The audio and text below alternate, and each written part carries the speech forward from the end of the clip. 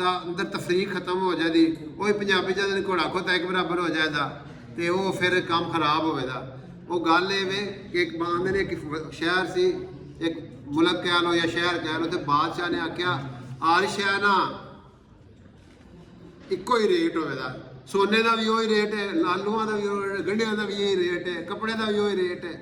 ਉਹ ਜਨਾਬ ਕਿਸੇ ਬੰਦੇ ਨੂੰ ਪਤਾ ਲੱਗਾ ਤੇ ਉਹਨੇ ਆਖਿਆ ਗੁਰੂ ਜੀ ਚਲੀਏ ਉੱਥੇ ਜਾ ਕੇ ਤੇ ਉੱਥੇ ਬੜੀਆਂ ਮੌਜਾਂ ਨੇ, ਘਿਓ ਵੀ ਆਨੇ ਦਾ 16 ਸੇਰ ਜਨਾਬ, ਬਰਫੀ ਵੀ ਆਨੇ ਦੀ 16 ਸੇਰ, ਰਸਗੁੱਲਾ ਵੀ ਆਨੇ ਦੇ 16 ਸੇਰ, ਆਨਾ ਮਹੀਨੇ ਰੁਪਈਆ ਕਹਿ ਲਓ, ਆਨਾ ਪੁਰਾਣੇ ਜ਼ਮਾਨੇ 'ਚ ਹੁੰਦਾ ਸੀ, 10 ਪੈਸੇ ਨੂੰ ਆਨਾ ਆਖੀਦਾ ਸੀ।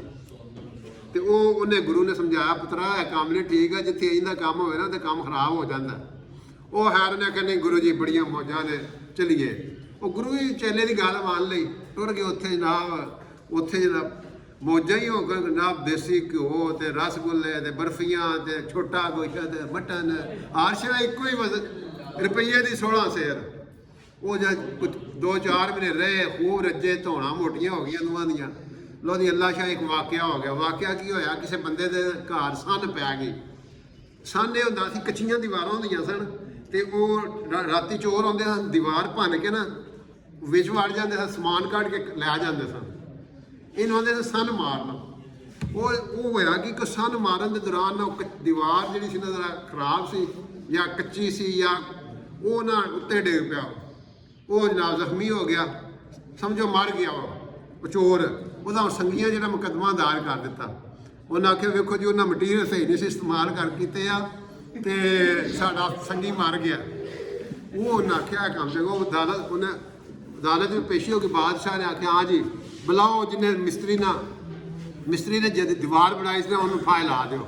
ਮਿਸਤਰੀ ਆਇਆ, ਉਹਨੇ ਆਖਿਆ ਜਨਾਬ ਮੇਰਾ ਕੋਈ ਕਸੂਰ ਨਹੀਂ, ਜਿੰਨੇ ਗਾਰਾ ਬਣਾਇਆ ਸੀ ਪਾਣੀ ਜ਼ਿਆਦਾ ਪਿਆ ਦਿੱਤਾ ਸੀ, ਪਾਣੀ ਜ਼ਿਆਦਾ ਪਿਆ ਗਿਆ, ਉਹ ਨਰਮ ਹੋ ਗਿਆ। ਗਾਰਾ ਹੁੰਦਾ ਸੀ ਮਿੱਟੀ ਨਾਲ ਜਿਹੜੀ ਕਹਾਣੀ ਬਣਾ ਕੇ ਨਾ ਤੇ ਠੀਕ ਹੈ ਨਾ। ਉਹਨੇ ਆਖਿਆ ਉਹਨੂੰ ਬੁਲਾਇਆ, ਉਹਨੇ ਆਖਿਆ ਜਨਾਬ ਮੇਰਾ ਕੋਈ ਕਸੂਰ ਨਹੀਂ। ਉਹ ਮਜ਼ਦੂਰ ਨੂੰ ਇੱਕ ਸ਼ਾਹੀ ਹਾਥੀ ਆ ਰਿਹਾ ਸੀ, ਉਹਦੇ ਤੋਂ ਮੈਂ ਡਰ ਕੇ ਇੱਕਦਮ ਮੇਰੀ ਮਸ਼ਕ ਜਿਹੜੀ ਸੀ ਨਾ ਜਿਹਦੇ ਪਾਣੀ ਸੀ ਉਹ ਇੱਕਦਮ ਵਿੱਚ ਡਿੱਗ ਪਈ ਤੇ ਮੈਂ ਜਨਾਬ ਉਹ ਪਾਣੀ ਸਾਰਾ ਡਿੱਗ, ਮੇਰਾ ਕੋਈ ਕਸੂਰ ਨਾ। ਬੁਲਾਓ ਹਾਥੀ ਵਾਲੇ ਨੂੰ।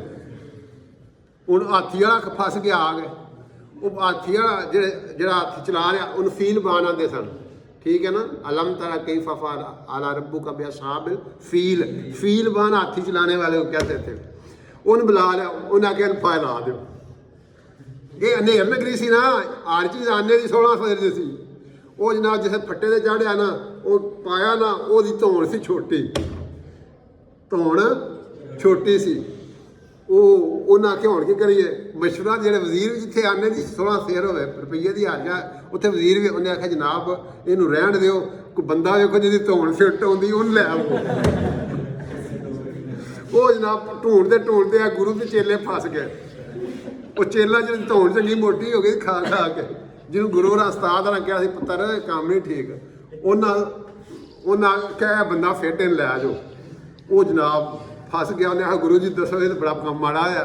उन्हें आखिया हुण फिर उन्हें आखिया जो जान दो मैं माफ़ी मंगना तुहाडे कोल उस्ताद जी, तो मैनूं तुसीं ना किसी तरीके नाल कढवाओ। उन्हें आखिया तूं हुण तरीका मैं तुहानूं दसां। वो गुरु तो गुरु होंदे ना, उस्ताद ते उस्ताद होंदे ने, वो तो फिर कोई ना कोई तरीका कढ ही लैंदे ने ना। उन्होंने कहा अच्छा तू इस तरह करी जैसे फट्टे चढ़िया ना, तू आई ना आसमान नाल मूँह करके ना मुस्कुराना है, हसना जरा, तो जैसे वो पुछण तू हसिया क्यों।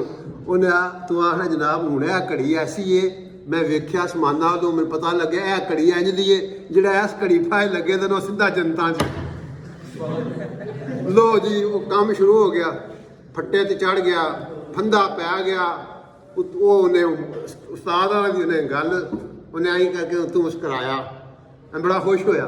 बादशाह आंदा ये की है, क्यों खुश होया।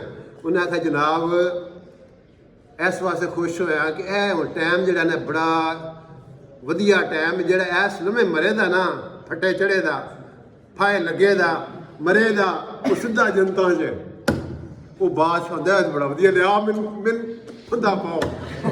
वो जनाब बादशाह चढ़िया, उन्होंने फंदा पा के ना खिंचिया ना मगरों लाओ इनू।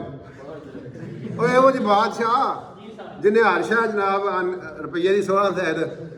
सो इतों मिसाल इस वाक़े तो ये कि जिस इंसान ख्वाहिशां चले दा ना ਆਪਣੀ ਮਨ ਮਰਜ਼ੀ ਕਰੇ ਦਾ, ਆਪਣੀ ਮਰਜ਼ੀ ਨਾਲ ਆਪਣਾ ਟਾਈਮ ਗੁਜ਼ਾਰੇ ਦਾ, ਪੈਸਾ ਲਾਏ ਦਾ, ਸਲਾਈਤਾਂ ਲਾਏ ਦਾ, ਉਹ ਗਰੀਬ ਦਾ ਬਾਲ ਫਿਰ ਇੰਝ ਹੀ ਫੱਟੇ ਚੜੇ ਦਾ। ਸੋ ਇਹ